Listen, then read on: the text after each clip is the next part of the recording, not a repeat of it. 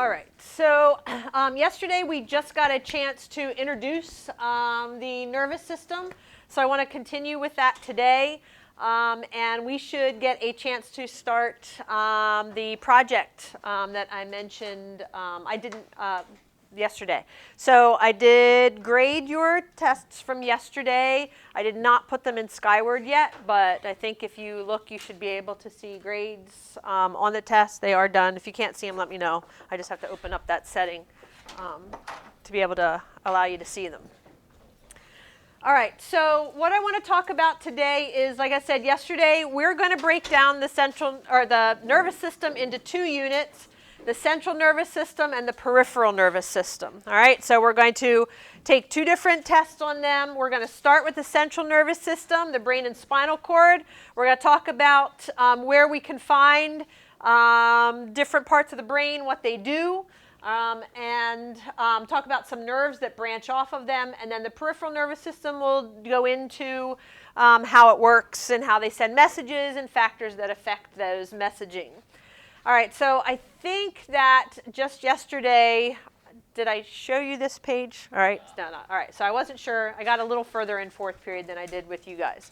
All right, so when we talk about the brain and spinal cord, there are protections of the brain and spinal cord. Obviously, they are very important organs and they control a lot of things.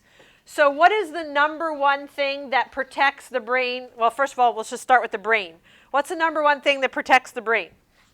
The skull, right? So we talked about the skull with the skeletal system, all right, and how it protects the brain. It does a pretty good job of protecting the brain, but even so, sometimes that brain knocks against the skull and can cause damage, all right, concussions and things like that. All right, we know about those, but you know, it does a pretty good job of protecting that brain.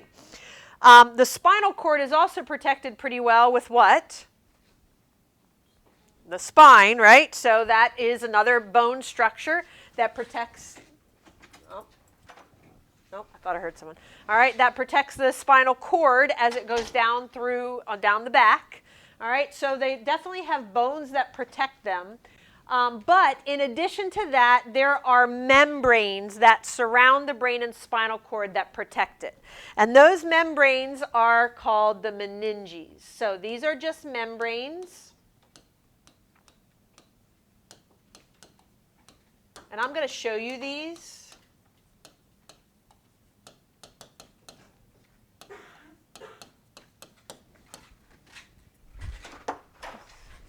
And I am just going to abbreviate it here.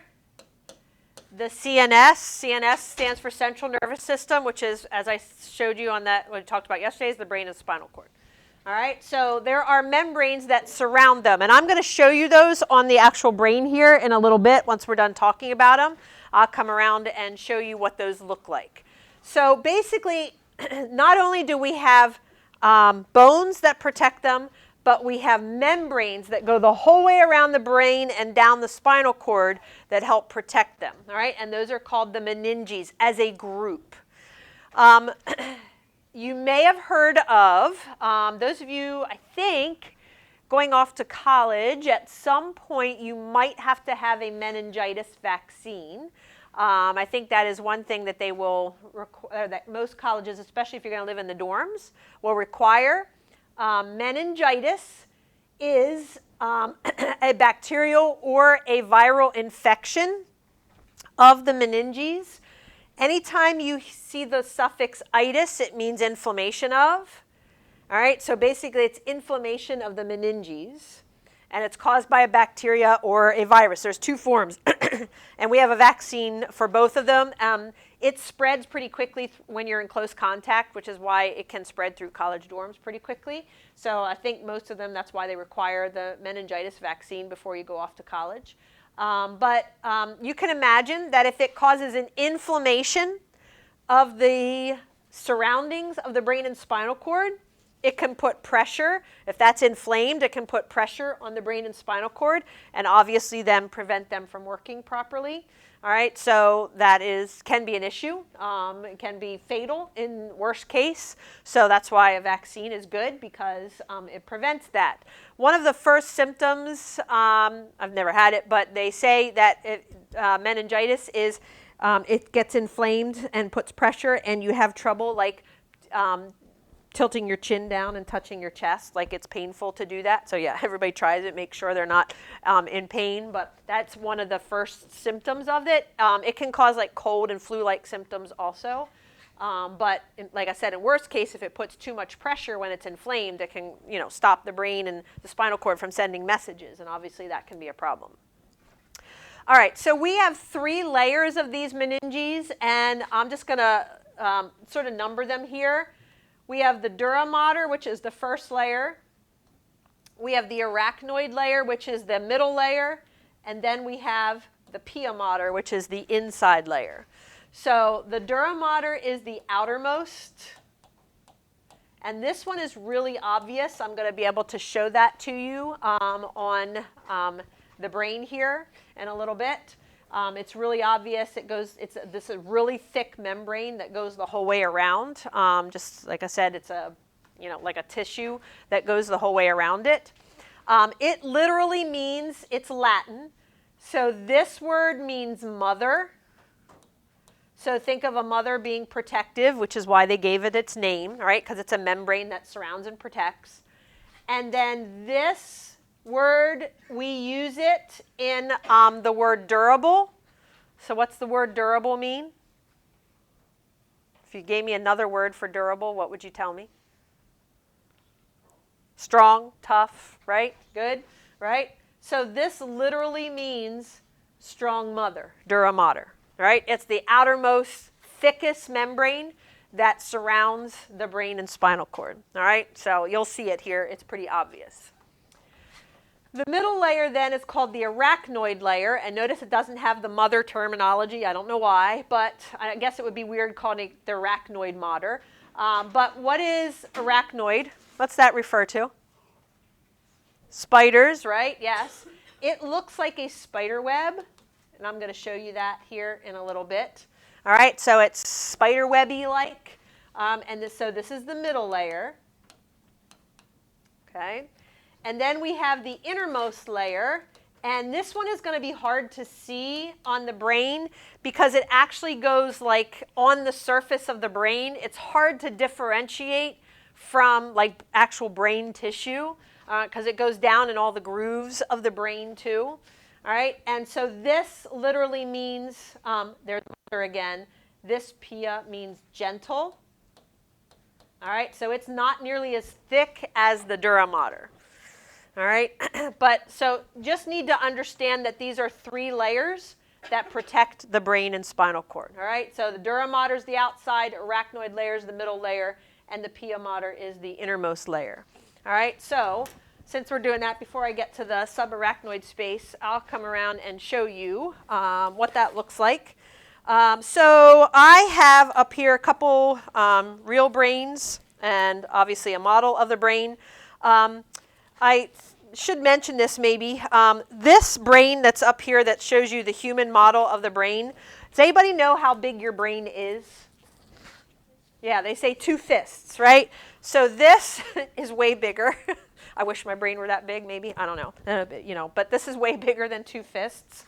All right, so I don't think any of your brains are this big, but it does help us see some of the parts of the brain that we're going to go over. All right, so they say your heart's 1 fist and your brain's 2 fists. All right, so it gives you the idea of the size of your brain. All right, this brain that I have in here, this is from a fetal pig dissection that someone got out the whole brain. All right, and we put it in that little jar.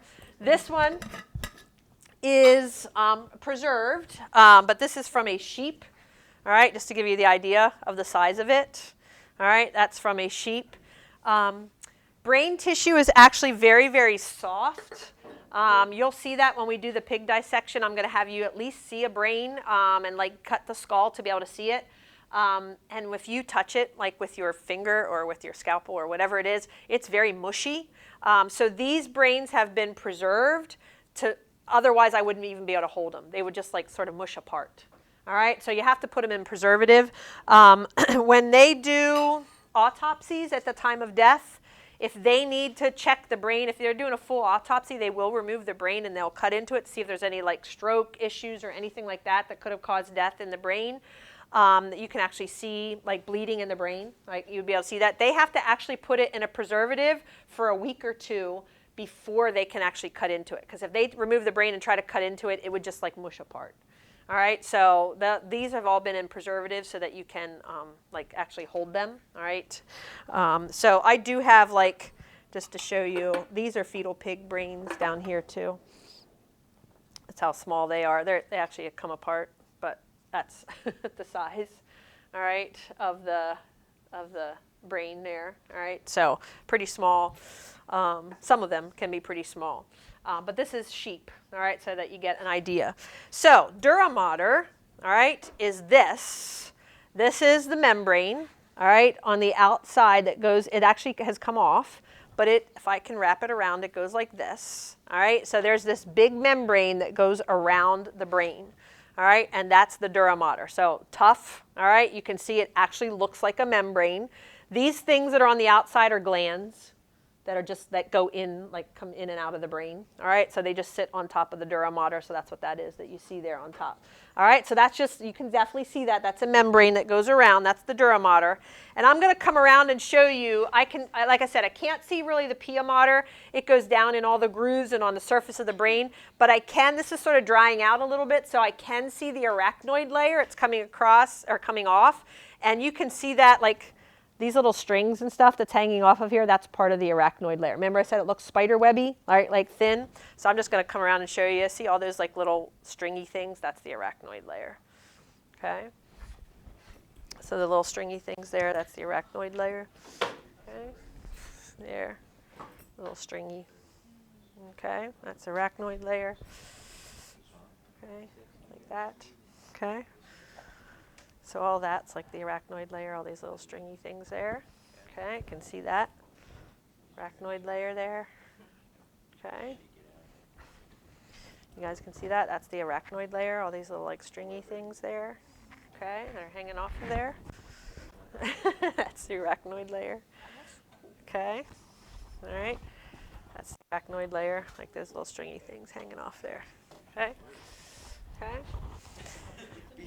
All right, so those are the meninges that are used to protect the brain. So in addition, like I said, to bones, we have these membranes that help protect it.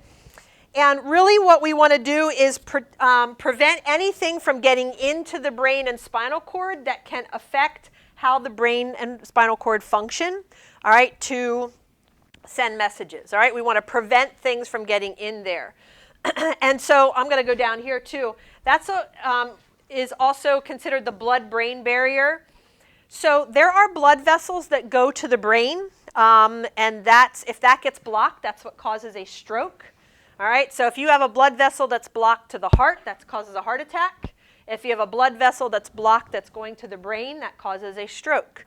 So we have all kinds of blood vessels that go up there that deliver needed materials, but there are materials that need to get into the brain, like oxygen and glucose to be able to use it for energy, and other materials that are needed to help it send messages.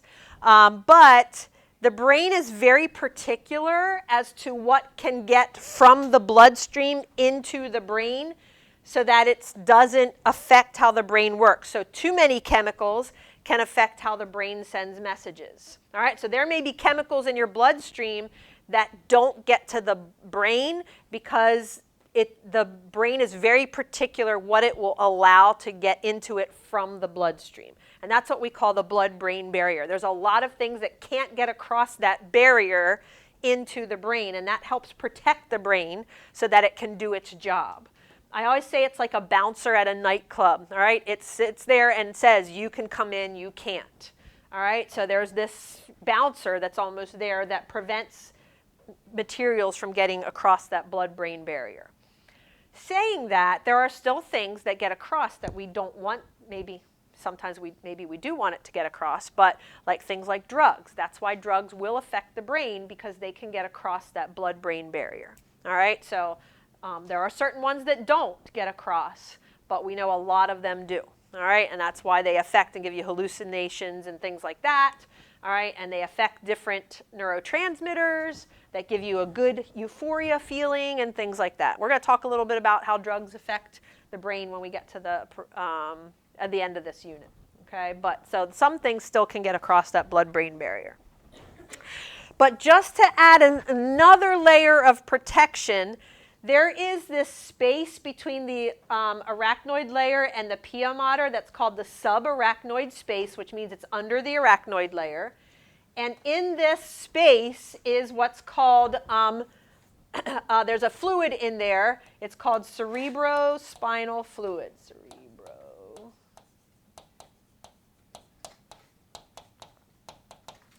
And this is like another layer of protection. So we have all these layers of membranes plus bone, plus we actually have fluid in there that helps to serve for that blood-brain barrier. All right, and so cerebrospinal fluid, actually there's only like not much that's actually in there that goes several tablespoons that continually circulate throughout the brain and spinal cord. And it prevents things from getting into the brain also. But sometimes, like meningitis, you can have a bacteria or virus in there, and we can remove that cerebrospinal fluid and check for different things that might be affecting the brain and spinal cord. All right, so you can imagine that to remove the cerebrospinal fluid, where do you think the best place is to go in and remove that fluid? Do you think they're going to put, if they need to take a needle, do you think they're going to go in through the head? Probably not. Ava, where do you think?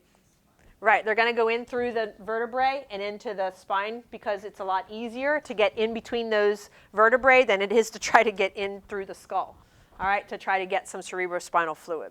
So they'll have you bend over and they'll open up the vertebrae and they'll go in there and remove that, and they'll just remove a little bit. But whenever they remove cerebrospinal fluid, it's called a spinal tap.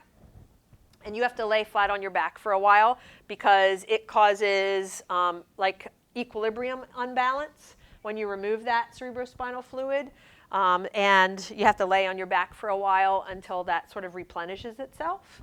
All right, and you get your balance back. All right, so I've never had it done, but it doesn't sound like a pleasant procedure to me, all right, to have to go through that. The other thing that I have had done that we can put into that subarachnoid space is medicines. So they can do like epidurals and do different medications that will go in through the spine and into that cerebrospinal fluid and basically numb everything from that point down. All right, so they can put anesthesia medication in there.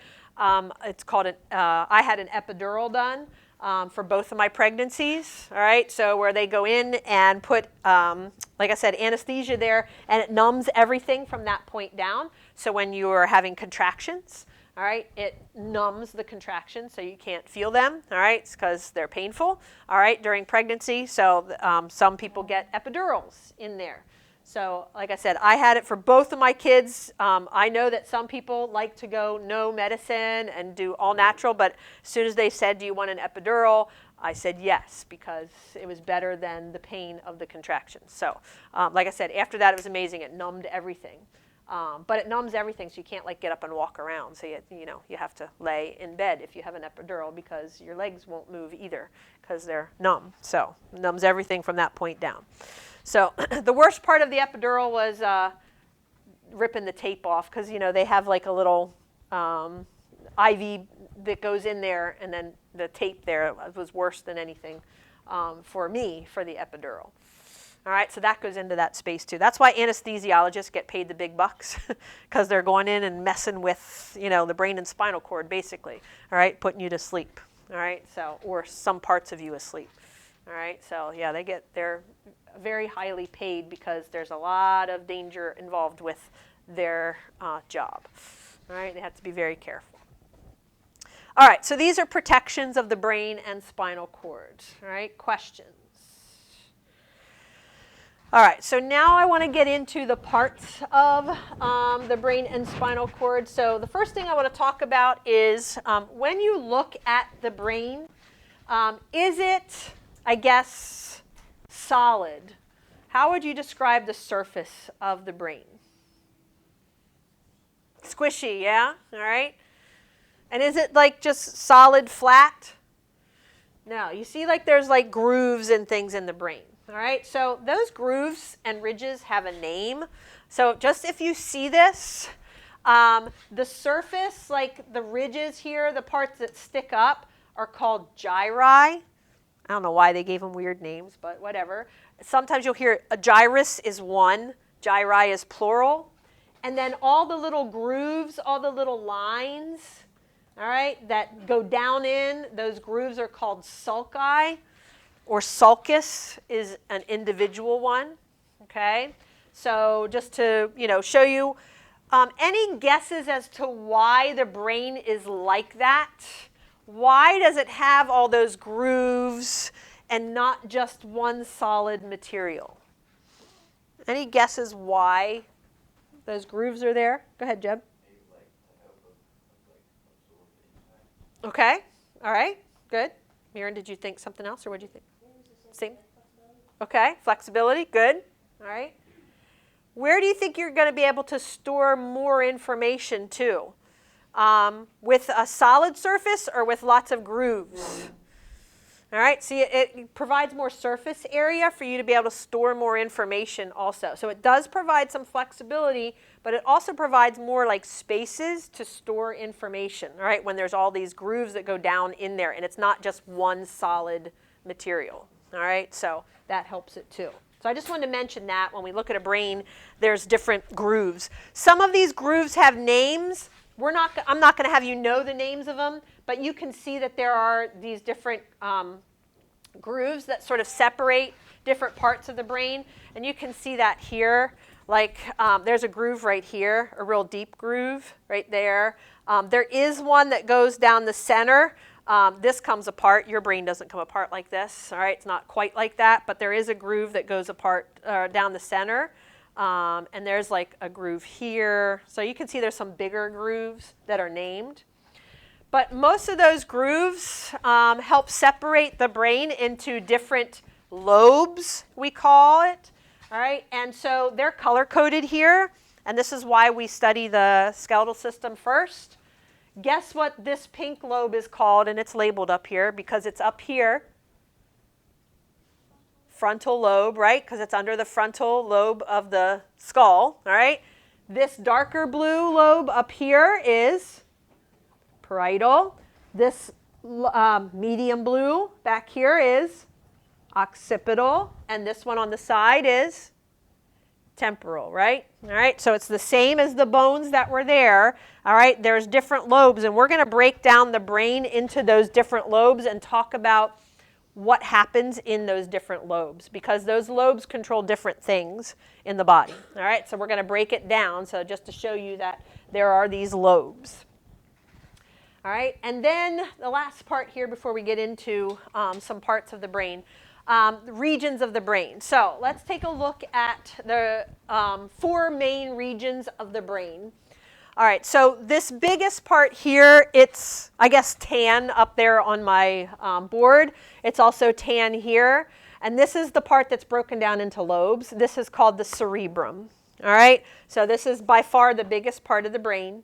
All right, what you think of mainly when you think of the brain is the cerebrum. All right, so it's got a frontal lobe, parietal lobe, occipital lobe, and temporal lobe. All right, so those lobes are part of the cerebrum. Okay. Underneath then, this darker brown part right here, all right, and it's red up there on my board, that is called the cerebellum. That means little cerebrum. All right, so you can see like there's this part that hangs down underneath the cerebrum. All right, that's the cerebellum. On this sheep brain that I held up, notice, I think you can see a difference here. Notice that this cerebellum, all right, is sort of behind, all right, the cerebrum. All right, see how it doesn't hang down underneath like ours? And that's because why? What's the difference? Why is the sheep's cerebellum back behind it, like back here, where ours is underneath? Right, right. We're four-legged, or we're two-legged, right? And they're four-legged, right? All right, it's a difference in that. All right, so yeah, they have that's their cerebellum back there, okay? And then the brainstem. The brainstem is this white part right here, okay? What's that going to hook into below that? Spinal cord, right? Spinal cord's coming up. All right, and the first part it's going to contact is that brainstem, all right, part of the brain. All right, so that's green there on my picture. And then the last part is actually inside the brain. And if you look at it, so here's my brainstem, and it's right above the brainstem right here. That's called the diencephalon, all right, and that just means inner brain. All right, so it's inside. So in order to see the diencephalon, you can see it's like blue there, and it sort of shows you that's inside, all right, the brain, okay? So you've got a gland hanging down off of it. We're going to go over that. That's the pituitary gland, all right, right there that hangs down off of the diencephalon, okay? So that inner brain right above the brainstem is called the diencephalon. All right, so those are the four major parts of the brain, all right? Cerebrum, cerebellum, brainstem, and diencephalon. And we're going to go over them a little bit at a time. Okay. All right, so what I think I'm going to concentrate on today are some major regions of the cerebrum that we can't really identify as part of a lobe, and then we're going to take a look at just the frontal lobe today. All right, and then we'll hit the other lobes of the cerebrum tomorrow. All right, so we'll sort of break it up so it's not too much at once, because actually the frontal lobe has a lot in it. All right, so there's lobes. All right, so two regions here, actually three regions of the cerebrum. Oh, by the way, there should be a chart in Schoology that you can sort of have up to help you fill in. I think that it's in today's folder, just to show you what that looks like. Here, structure of the brain. Yep. So I'm going to be going over these parts of the brain, and I'll show you how I have this. So notice I have the cerebrum, and I have it like highlighted, and then everything under here is part of the cerebrum. All right, and there's the different lobes.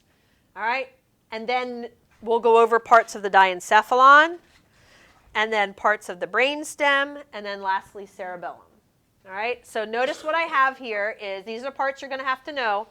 Where is this part, and what does it do? All right, so I'm going to go over these with you today. So you can sort of be filling in this chart as we go. All right, so I'll describe where it is. If you want to take a picture and pull it into your chart, or however you want to do that, or draw it, or just describe it. But these are things you're going to have to know and include on your project, all right, which I'll explain today. All right, so I just wanted to show you that so that you know you can be filling that in as we go along. All right, so the first part that I want to cover today is called the basal nuclei. And the basal nuclei, again, it's part of the cerebrum. It's on the outer layer of the cerebrum. So it's sort of hard to show you like where it is.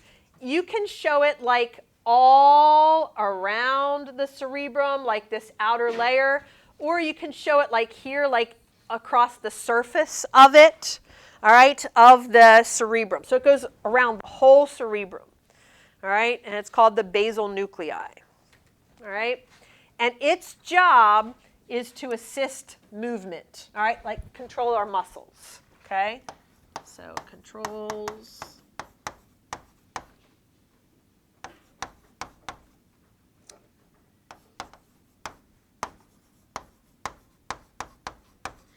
All right, you're going to see that there are several areas of the brain that control our muscles. This is one of them, okay? So basal nuclei, It's not really part of any specific lobe. That's why I have these areas first, because as it goes all throughout the cerebrum, it really covers all lobes. All right, that's why I don't have it as part of the frontal lobe or parietal lobe, because it goes everywhere. Okay? And then the second one here is the speech area, and I'm going to color this in a different color so you can see it. The speech area is basically where the parietal, occipital, and temporal lobes meet. So I'm going to draw like this circular area right here where those three lobes meet. All right, and obviously this controls speech. Okay, like knowing what you want to say. All right, vocabulary, all right, that type of thing, all right, is controlled in that speech area. All right, so where those three lobes meet, all right, that's the speech area. So obviously it's pretty easy to tell what it does because it tells you what it does. All right, it's called the speech area. Okay, so again, can't really say that's part of any lobe because it's where these three lobes meet. All right, that's the speech area.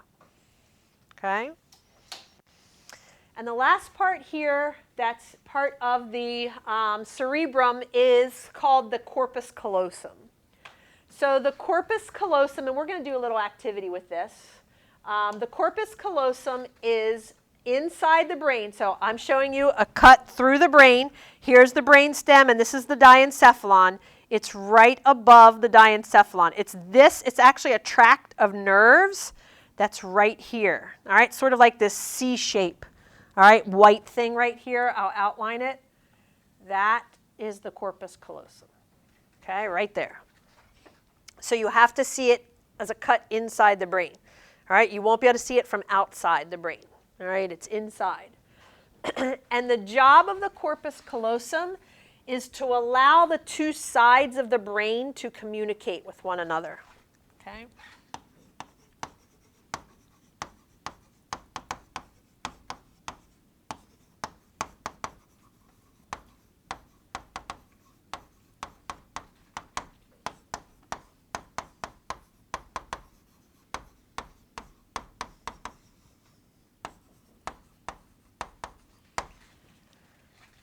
All right, it allows those two sides to communicate with one another. All right, so it's a nerve bundle or nerve tract that allows the two sides to communicate.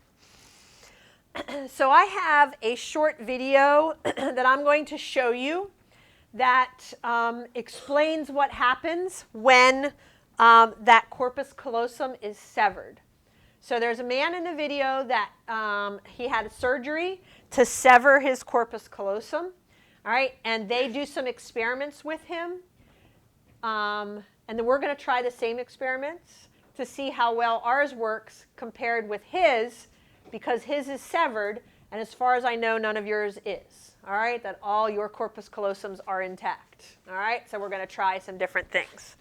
All right, so let's take, it's just a short segment of a video, all right, that we'll take a look at that shows what happens to him.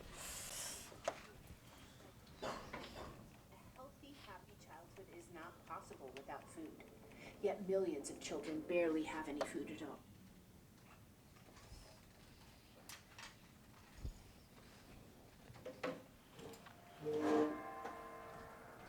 We began our journey into the human brain here on the campus of Dartmouth College in New Hampshire.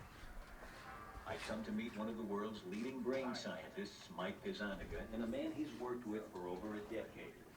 A man with two brains. You've been working a long time with Dr. Gazzaniga? 14 or 15 years? It doesn't seem like that, or does it? The collaboration began when Joe had surgery. And you had this procedure to correct an epileptic problem, is that right? Trying to stop the seizures. I was having seizures like every day, so sometimes 2 or 3 a day. To control Joe's epileptic seizures, a surgeon severed the connection between the two halves of his brain. Cutting the corpus callosum like this prevented the spread of the electric storms that caused his seizures. But it also prevented the left and right halves of his brain from communicating with each other. In the years since the operation, Joe's epilepsy has been under control. He now earns a living at an egg farm, and in his everyday life, he's largely unaffected by the fact that his left and his right brains work independently. Do you feel any different when you think about something than you did any differently from the way you felt before the procedure?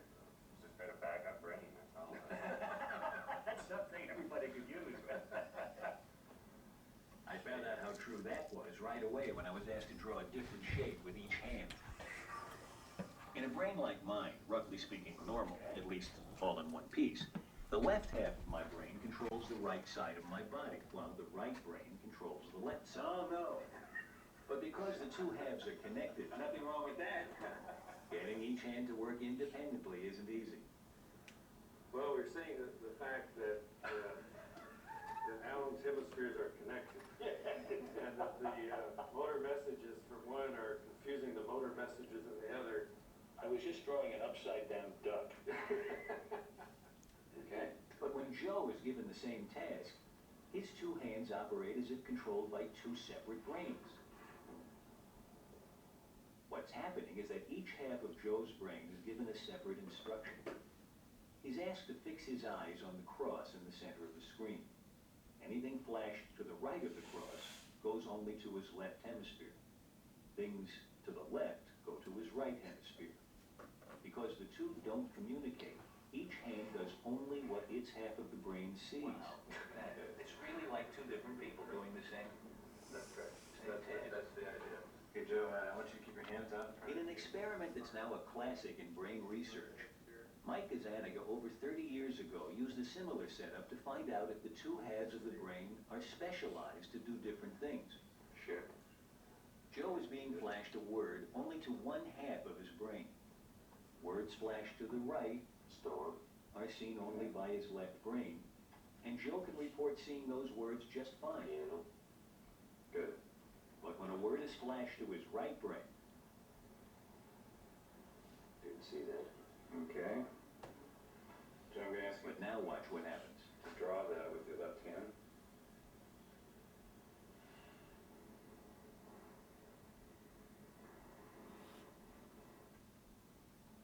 You're gonna be lost. Why don't you try drawing another picture of it over here? That'll help you.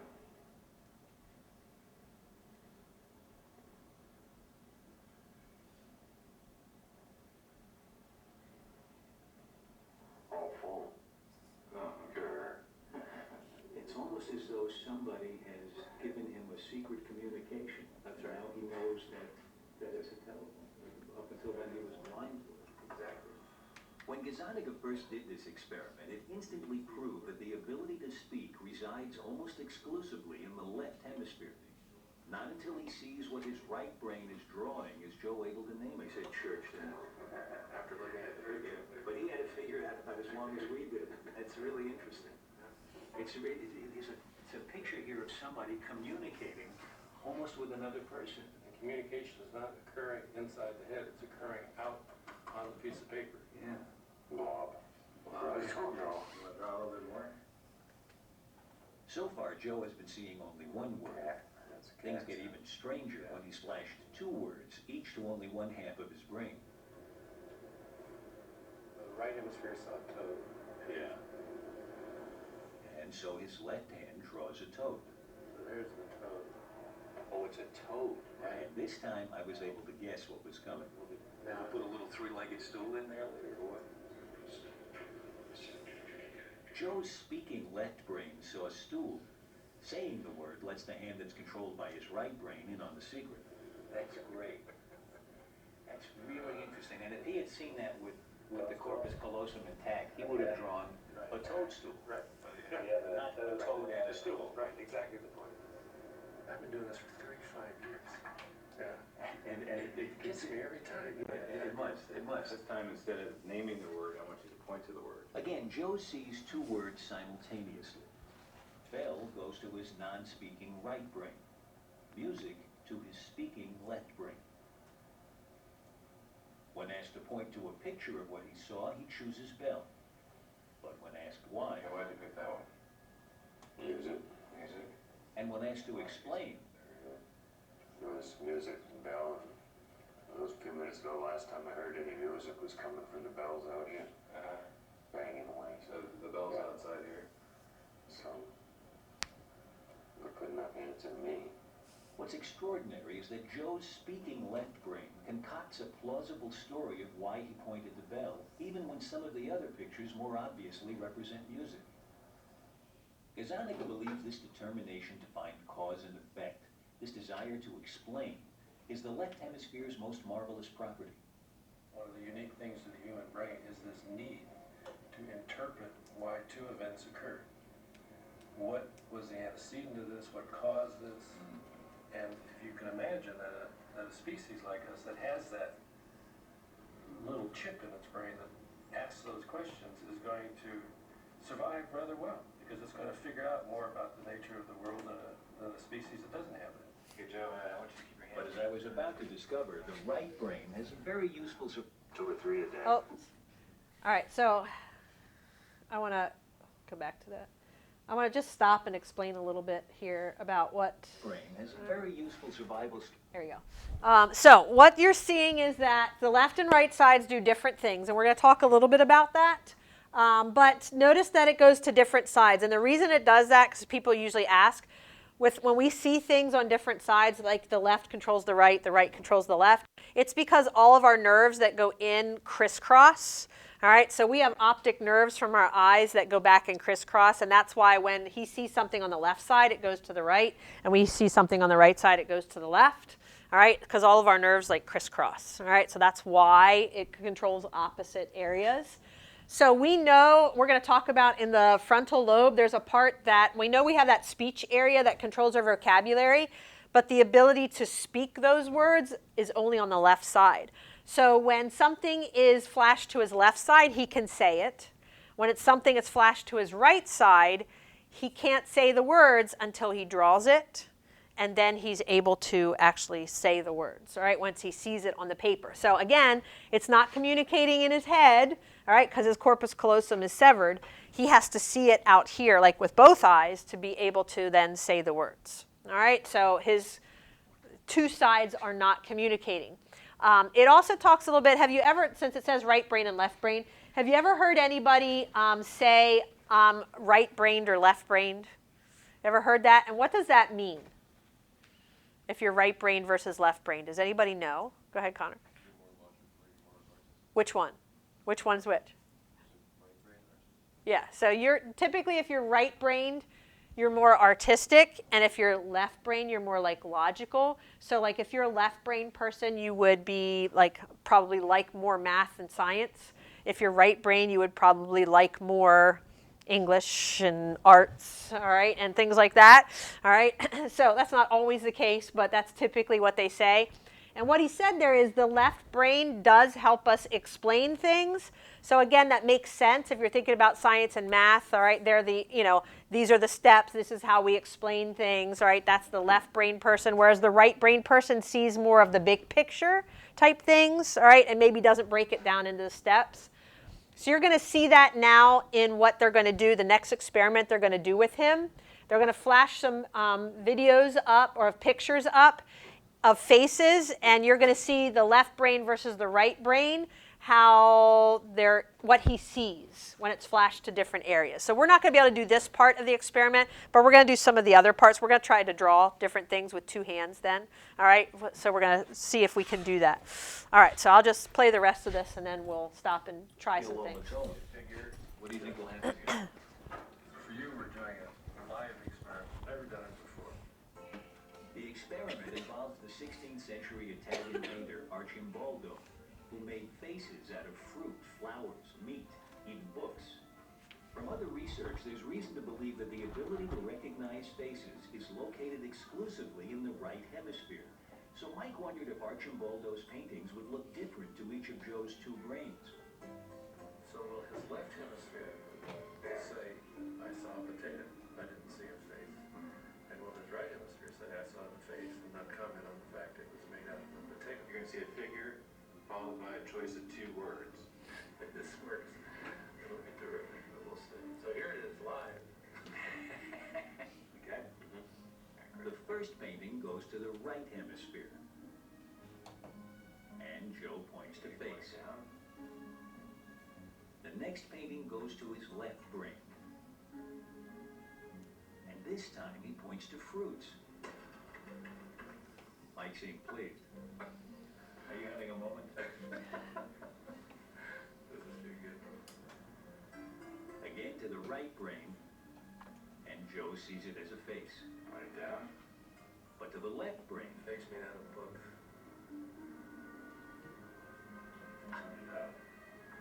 Put it in the books. were you happy with what you did? It's unbelievable. He's doing it. You see that? It's good to go on so fast. You're shifting from left to right so fast. I can't keep up with you. You're used to looking at this. When you show a face in the right side, the left hemisphere, Yeah, he's focusing in on the elements that made up it. yeah. When you show him the exact same picture in the left field, going to the right hemisphere, he's focusing on the face and not the elements. And not the elements. If you came down from another planet and you saw faces and vegetables, you might not think there was much of a difference among them. But the brain seems to be made up in a certain way to say faces are very different from other objects. That's right. And one side of the brain specializes in faces. Exactly right. Exactly right. It is an adaptation that we have to detect upright faces. It's very important. You can imagine in an evolutionary time that all of a sudden you have the ability to detect quickly an upright face. You want to read the expression on that face. You want to know if it's friend or foe. You want to have a set of questions about that face. The right brain might be skilled at recognizing faces, but when it comes to what gives the human mind its power, the ability to reason, to invent, to interpret the world around it, Mike Gazaniga's 30 years of research has taught him which hemisphere he wouldn't want to be without. The old phrase around our lab is don't leave home without your left hemisphere. That's where the action is.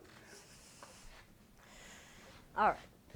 All right, so we're going to try some things. So you're going to need 2 writing utensils. All right, so if you want to get markers from somewhere, I have some pencils up here. I know most people don't carry around like pens and stuff anymore, but let's try this.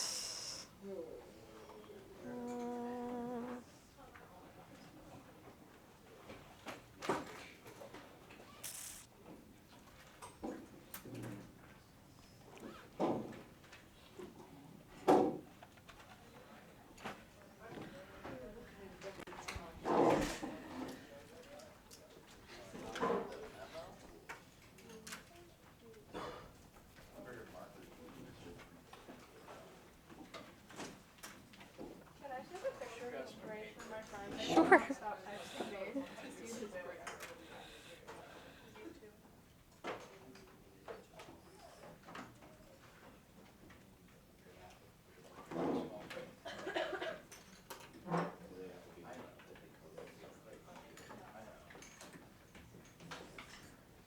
All right, so here's what I'm going to do. I am going to draw 2 figures up here, all right? So the one I draw on this side, I want you to try to draw with your left hand. The one I draw on this side, I want you to try to draw with your right hand. Yeah, so you'll need something to write with. There's paper over there, all right? And you need to draw them at the same time. You can't draw one and then the other. You want to try to draw them at the same time, just like they were in the video, all right? And let's see if your corpus callosum is communicating with one another. All right? All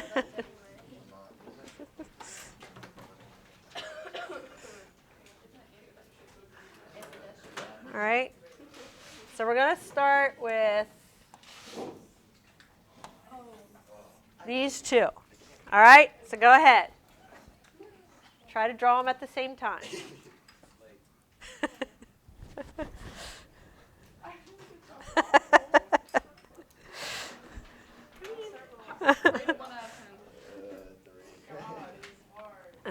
All right. Tell me what happens when you attempt to draw them both at the same time. I want to draw the circle. All right. You're trying to draw one, right? Because your corpus callosum is intact and your 2 sides are having difficulty doing 2 different things at the same time, right? So probably most of you are attempting to draw a circle with both or a triangle with both, right? And what you get is a mix of the 2, right? It looks sort of like a circular shaped triangle. Maybe one is better than the other. Maybe one's a dominant hand or something like that, all right? But anybody really good at, like you have definitely here's a pretty good here at this table. A definite triangle, that's pretty good, all right? Yeah, but even with like the triangle, those that are good, it's sort of a rounded triangle, right? It's sort of rounded edges. That's pretty good, yeah. Yeah, you got a little bit of rounded edges to it, all right? But he could draw both of those because his two sides were not communicating. So he was able to draw a perfect triangle, perfect circle. All right, let's try another one. All right, and this one, I want to do this that he did. All right, try that.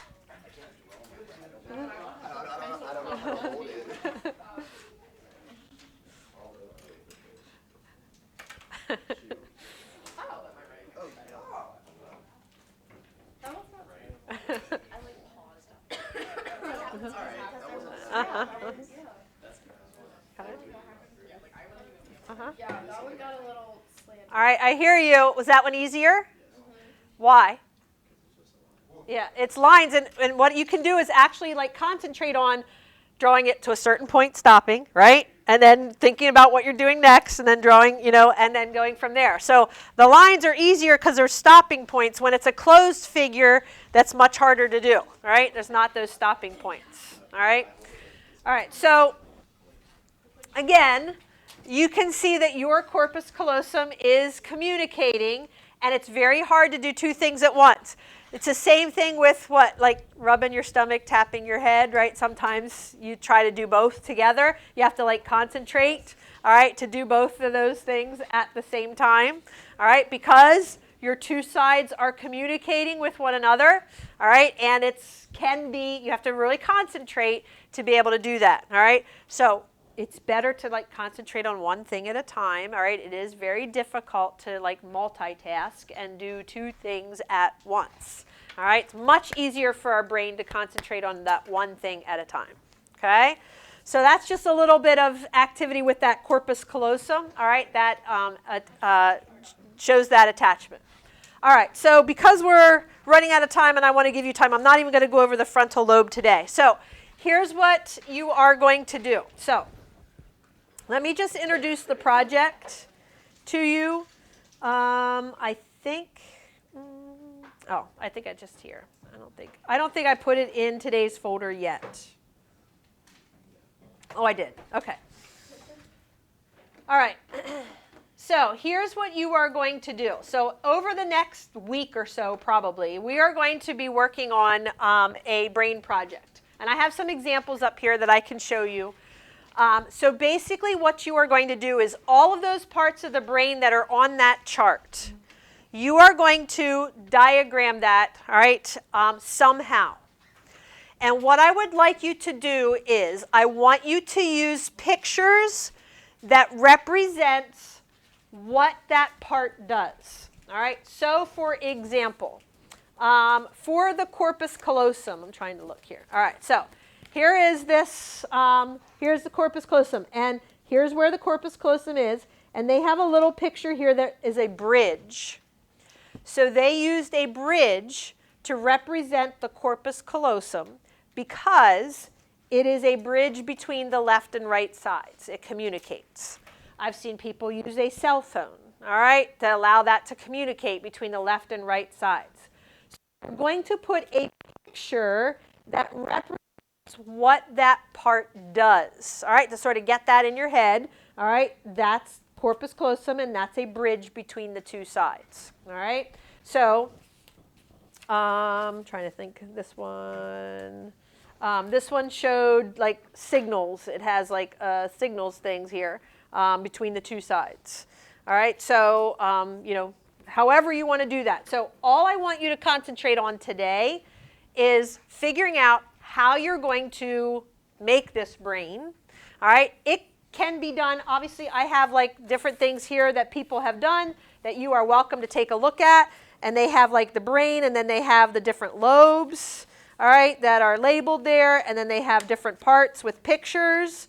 You're going to have to provide for me a key that says what's what. So like here's this hello, so I would have to have a key that says hello is the something in the frontal lobe and what it does. All right, so what that part is. All right, so somehow you're going to have to provide a key. So this one, they did this, and then they have these little things that sort of flip so that you can see the lobes, and then you can see the parts that are in the lobe. All right, and labeled them that way. All right, so you can do it digitally. You can use chalk markers. However you want to do it, all right, is up to you. But you need pictures that represent each part. All right, so if you go back to the chart, this is what I have on here. I have parts that you just need to label and you're not going to have a picture for. All right, so you can see I want you to label the cerebrum.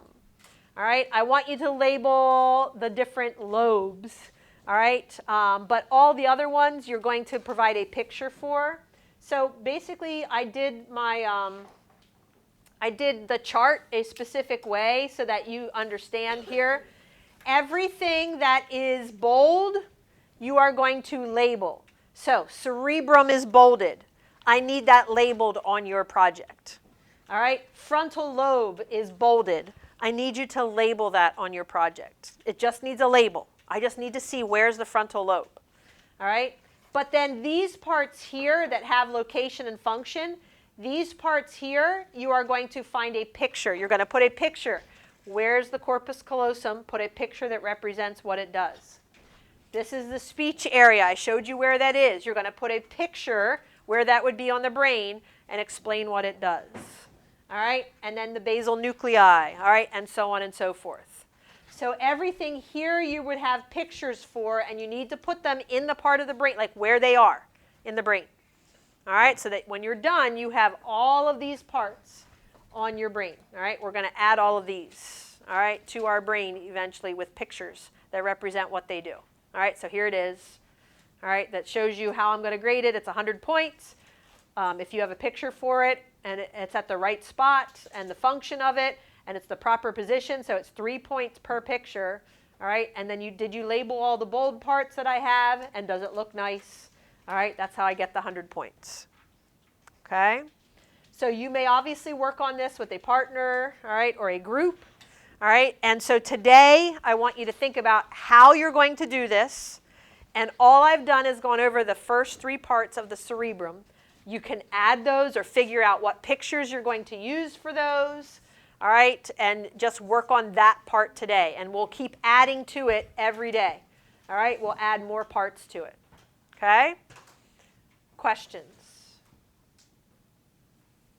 All right, so you have the remainder of the period too, which is about 20 minutes, all right, to start thinking about what you're going to do, how you're going to do it, what pictures you're going to use.